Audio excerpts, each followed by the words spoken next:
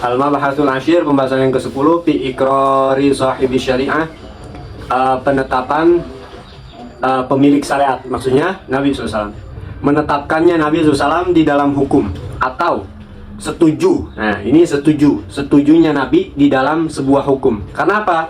Kok dikatakan setuju? Karena Nabi enggak jawab, Nabi enggak mengucap dengan kata, Nabi enggak mengeluarkan hadis, tapi jadi hukum gitu. Yang mana hukum tersebut datangnya dari para sahabat.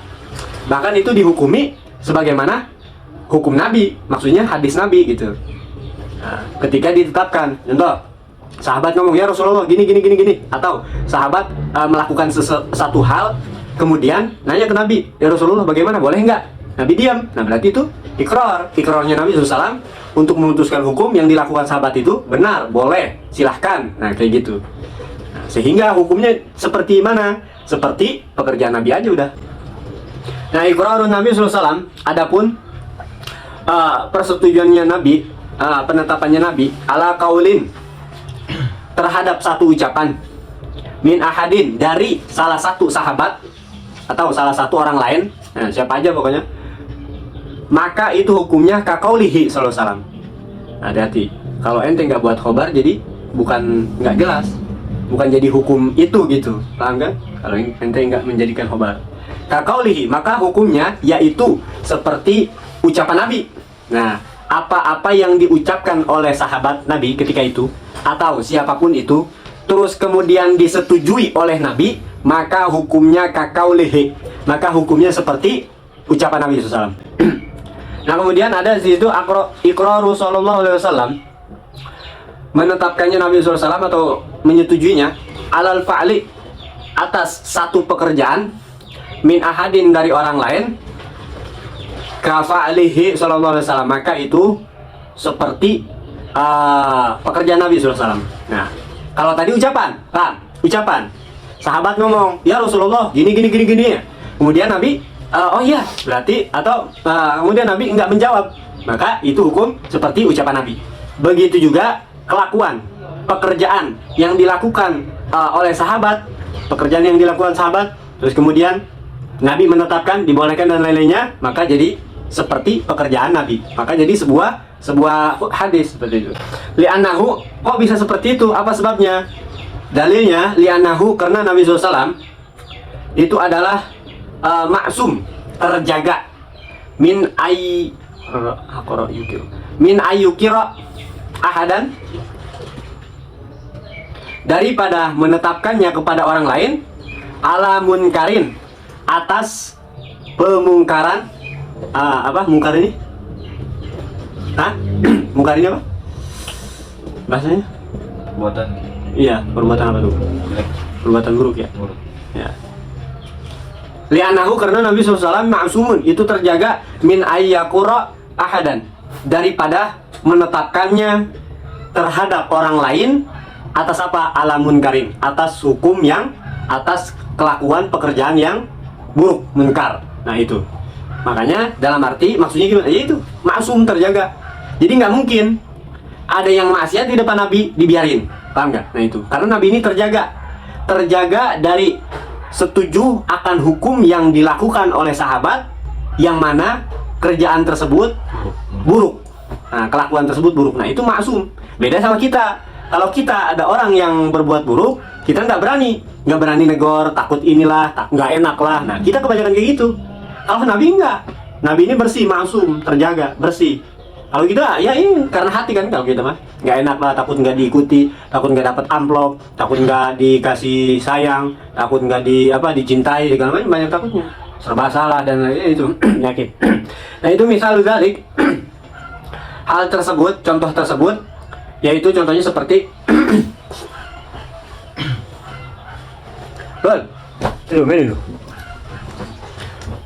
contohnya yaitu iqraru Nabi SAW Abu Bakar. Nah, itu menetapkannya, menyetujuinya Nabi SAW ke Sayyidina Abu Bakar Siddiq ala qaulihi, atas ucapannya Abu Bakar. Nah, yaitu tentang apa? Tentang bi'i'ta'i salabil qatil. Nah, ini bi'i'ta'i salabil qatil, memberikan harta yang dibawa oleh orang yang berperang.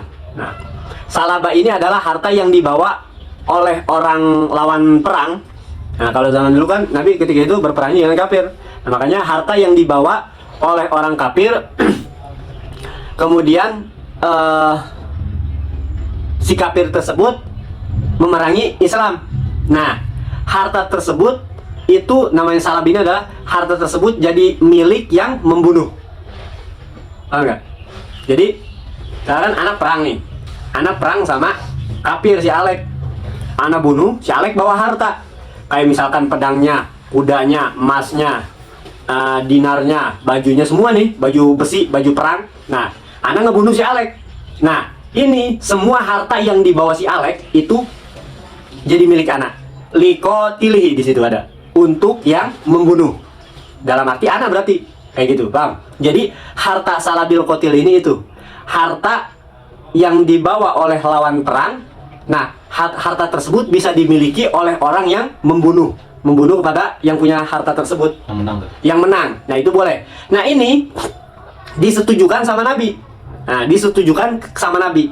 Karena apa? Karena seharusnya kan yang kita tahu itu kan namanya masuknya kategori harta apa coba? Kalau perang, harta gonimah. Yang mana harta gonimah ini harus dibagikan ke fakir miskin, ke pokoknya semua muslim. Nah, dibagikan tuh harta gonimah. Nah, sedangkan ini nggak dibagikan ke muslim, akan tetapi khusus jadi pribadi dia kepada yang membunuh tadi. Nah, itu namanya adalah salab qatil. Nah, itu penetapan seperti itu. Nah, itu nggak datang dari Nabi. Bukan apa tuh namanya? Bukan penetapan atas ucapan Nabi, enggak. Nabi ngomong, siapa aja yang membunuh itu boleh silakan hati. Enggak. Akan tetapi itu adalah kalau bahasa kita lah, bahasa kita adalah usulan. Nah, kalau bahasa kita sekarang nih usulan. Nah, itu bukan ucapannya Nabi, tapi usulannya Sayyidina Abu Bakar Siddiq. Nah, Sayyidina Abu Bakar Siddiq berusul kepada Nabi, ya Rasulullah, bagaimana ini harta ini bi'ilto isalabil qatil, kita kasih nih harta yang ini nih perang kita kasih ke likotilihi, kepada orang yang membunuh. Nah, kemudian di situ kemudian di situ Nabi menetapkan, maksudnya menetapkan di sini mengiyakan, sehingga jadilah di situ hukum ya itu sebagaimana nantinya kayak tadi kakaulihi sallallahu, hukum sebagaimana seperti hukumnya ucapan hadis Nabi. Nah, entah itu nanti masuknya sunat, entah itu masuknya nanti mubah, entah itu masuknya jadi wajib, sama aja pokoknya seperti itu, sama aja, nggak ada beda. Nah, yang kemudian selanjutnya itu wa iqraruhu sallallahu alaihi wasallam dan juga menetapkannya Nabi sallallahu alaihi wasallam atas kepada Khalid bin Walid radhiyallahu anhu ala akli dhab. Nah, ini nih, yaitu terhadap apa? Terhadap makan dob. Tahu dob? Biawak. Nah, biawak. Cuman beda. Biawaknya bukan biawak kita. Kalau kita kan biawaknya gede. Nah, kalau ini mah dob di sini adalah biawak. Ya zaman dulu, zaman yang ada di Arab. Ya, biawak sono apa? Biawak yang ada di pasir, gurun pasir. Jadi pernah ngelihat di TV kali, di gurun pasir ada biawak kan? Nah, modelnya biawak kayak gitu. Nah, biasanya katanya gitu ada juga. Bagaimana dari guru anak. Nah, itu biawak yang di pasir itu modelnya adalah enggak galak kayak biawak kita. Kalau buaya di kita galak di kita nih, buaya di kita galak mungkin. Nah, biawak di padang pasir ini enggak galak. Nah, seperti itu. Nah, itu yang dimaksudkan dob di situ. Cuman, nah kalau mungkin di sini ya kita mengkiaskan nanti hukumnya seperti itu bagaimana. Nah, seperti itu. Yaitu apa? Bahwasanya Nabi SAW setuju atau menetapkan satu hukum atas hukumnya makan biawak. Nah, ketika itu Nabi SAW bertemu dengan Khalid bin Walid. Nah, Khalid bin Walid ini kebenaran lagi masak dob tadi biawak. Kemudian Nabi nanya, kata Khalid,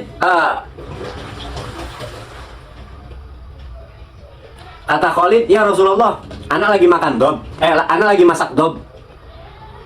Kemudian bentar lagi matang. Nah, oh iya. Kemudian langsung Khalid bin Walid menghidangkan kepada Nabi. Nah, ya Rasulullah, ini aku hidangkan untukmu dob tadi. Kata Nabi SAW, apakah engkau menyukainya? Aku sebelumnya belum pernah tahu makanan ini gitu, aneh gitu, nggak tahu tuh anak rasanya. Sehingga di situ kata Nabi, anak nggak makan ini karena anak nggak tahu ini makanan apa. Maksudnya nggak tahu makanan apa, bukan nggak tahu ini haram halal, bukan, tapi nggak tahu jenisnya. Anak belum pernah nyoba karena di negara anak mungkin nggak ada bahasanya gitu. Kalau kata kita nih, kayak contohnya ente ke Amerika makan pizza, hotdog, aduh aneh nih, anak biasa makan kulub singkong. Nah, biasa makan kulub singkong, ente makan pisang kan aneh. Aduh apa aneh? Nah, anehnya di situ. Bukan berpikir, aduh halal haram nggak? Nah, bukan halal haram, bukan, tapi ini yang nggak biasa dimakan tiba-tiba dimakan kan, itu aneh. Nah, makanya itu. Makanya Nabi SAW nggak makan tuh di situ Khalid bin Walid, tapi Khalid bin Walid makan. Nah, makanya di situ ditetapkanlah hukum. Dalam arti Nabi nggak ngelarang. Sedangkan Nabi ini tadi dijelaskan ma'asumin. Ayukra akro ayukiro ahadan ala munkar. Sedangkan tadi dijelaskan bahwasanya Nabi ini terjaga, makanya nggak mungkin dong. Nah, kalau memang berdosa, kalau memang makruh, kalau memang apa, pasti Nabi ngomong, oh itu saya seburuk-buruknya orang, pasti gitu Nabi, yaitu orang yang memakan dob. Tapi Nabi nggak mengatakan seperti itu. Nah, berarti itu hukum ditetapkanlah oleh Nabi. Dalam arti ditetapkanlah oleh umat Islam di sini, yaitu diizinkan. Nah, seperti itu, disetujui oleh Nabi SAW. Nah, ini sebagaimana rawahu Syaikhan, yang mana diriwayatkan di hadis yaitu Bukhari Muslim. Wa ma pu'ila, dan apa-apa yang dilakukan, au makila, atau apa-apa yang diucapkan, fi ghairi majlisihi,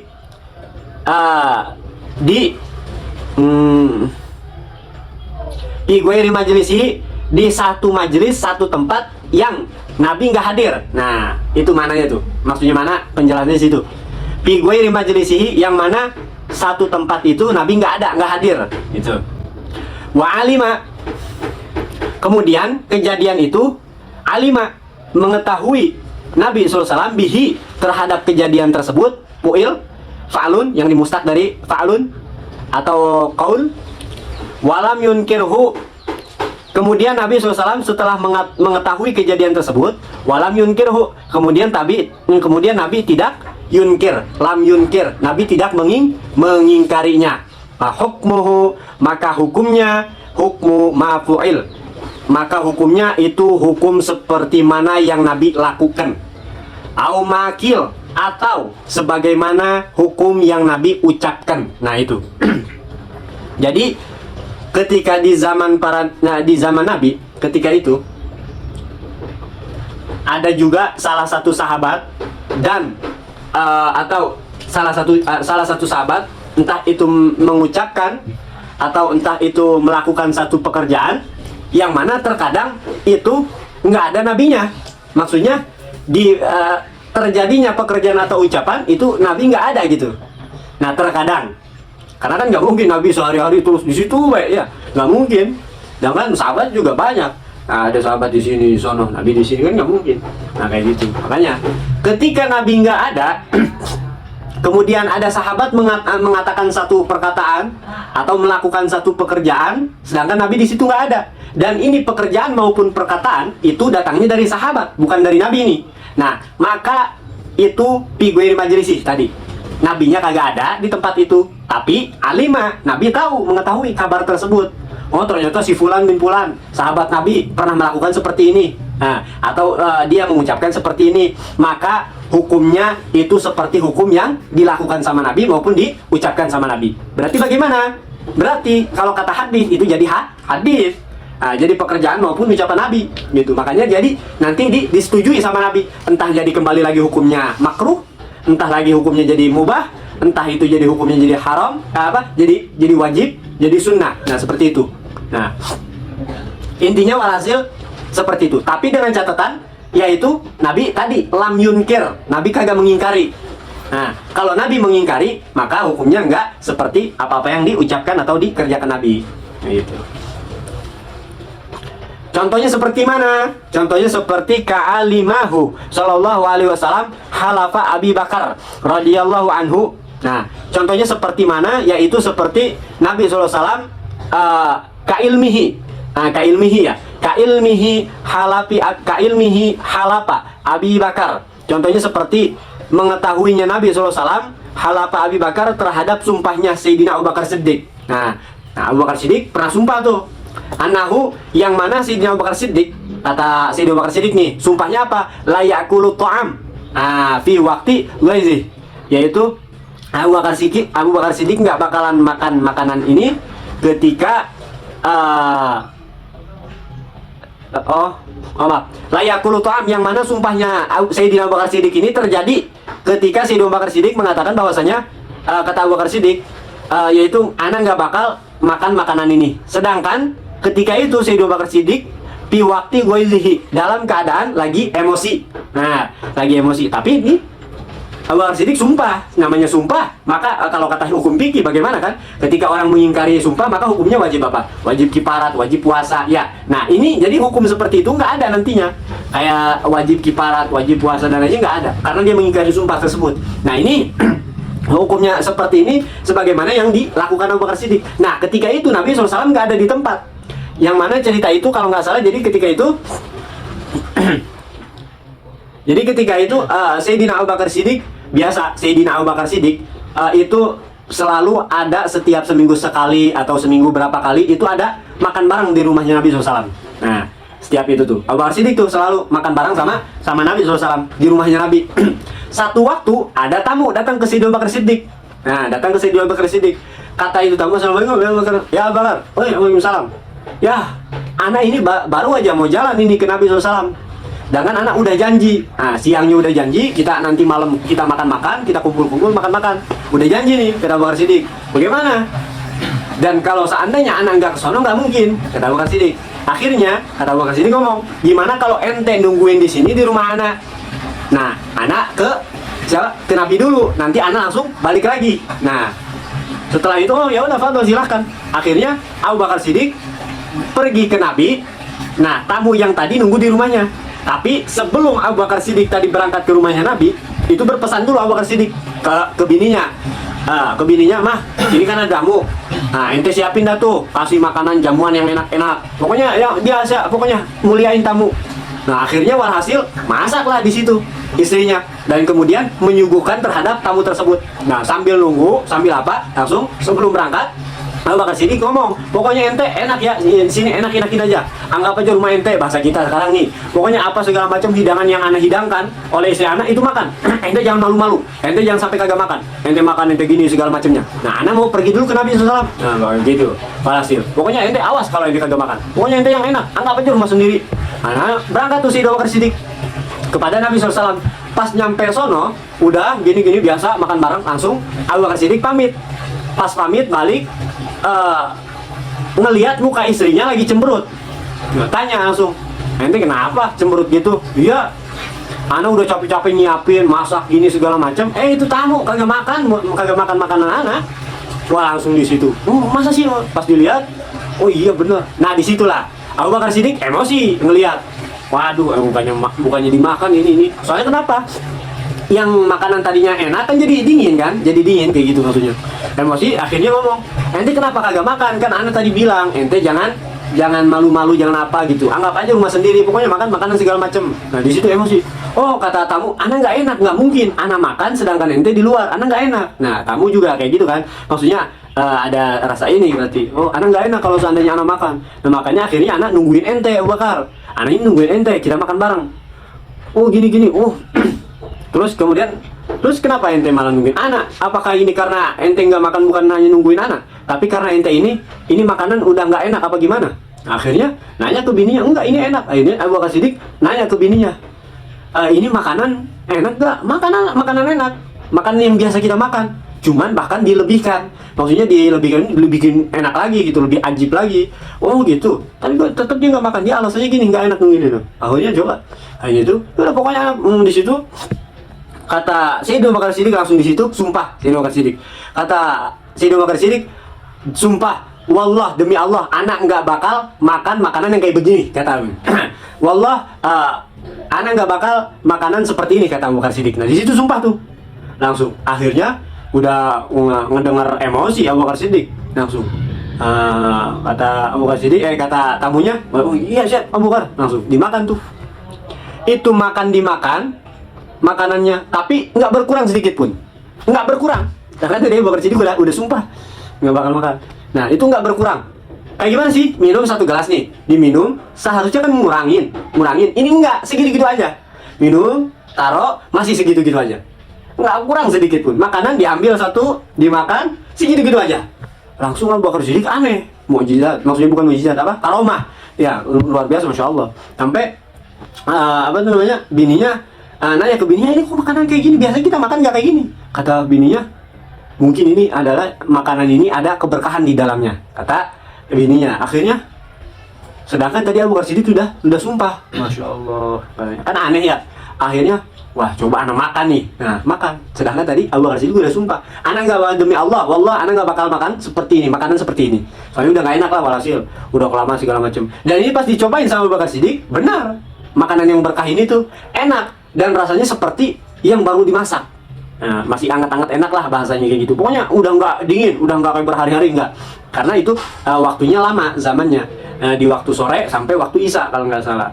Kan lumayan, dan Abu Bakar Siddiq kan jalan zaman dulu. Jalan, nah rumahnya itu lumayan jauh gitu. Nah kan jadi lama lah walhasil. Makanan juga keburu dingin, adem segala macam. Nah kemudian pas dicobain, lah bener ini makanan enak. Bahkan kayak baru dimasak, enak, nikmat luar biasa.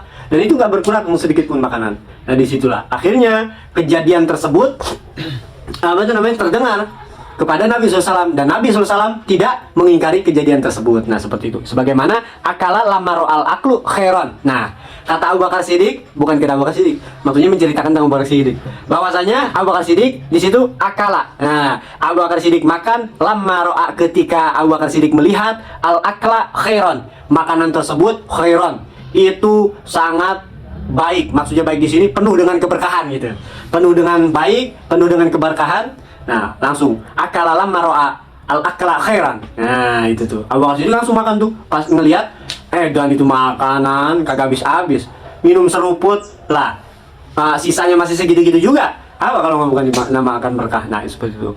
Nah maka hukum dari situ kan Nabi nggak ada tuh yang tadi dijelaskan, wa mapuila au makila tigoi majelisihi. Nah di situ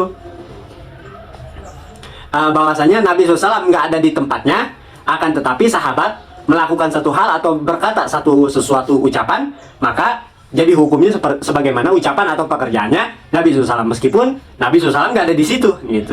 Fayustafadu, maka bisa ditarik kesimpulan dari minhu, dari cerita tadi, ceritanya Abu Bakar Siddiq, apa? Jawazul hinsi, diperbolehkannya menyalahi daripada janji, maksudnya enggak jadi ingkar janji lah bahasanya. Nah, bolehnya ingkar janji, bal nadabah, bahkan hukumnya jadi sunat. Nah, ya, hukumnya sunat, apa? Menyalahi janji ba'dal halaf, kalau kita udah sumpah. Tapi dengan catatan, ada syarat, dikaitkan dengan kait syarat, yaitu apa? Idza kana khairan, apabila kita udah sumpah ternyata sumpah tersebut di dalamnya ada kana khairan, ada kebaikan atau lebih baik daripada hal tersebut. Makanya seperti itu. Kayak tadi, nggak mungkin kan Abu Bakar kan udah sumpah. Tadi kan Abu Bakar udah sumpah. Kalau enggak ini kan lagi ada tamu kan kayak gitu bahasanya, kan lagi ada tamu, terus enggak gimana, terus mau nyobain segala macam, masa jadi manggil orang lain, lu coba nggak bukti ya kayak gitu. Makanya disitulah alamat bahas hadi asar wallahu a'lam.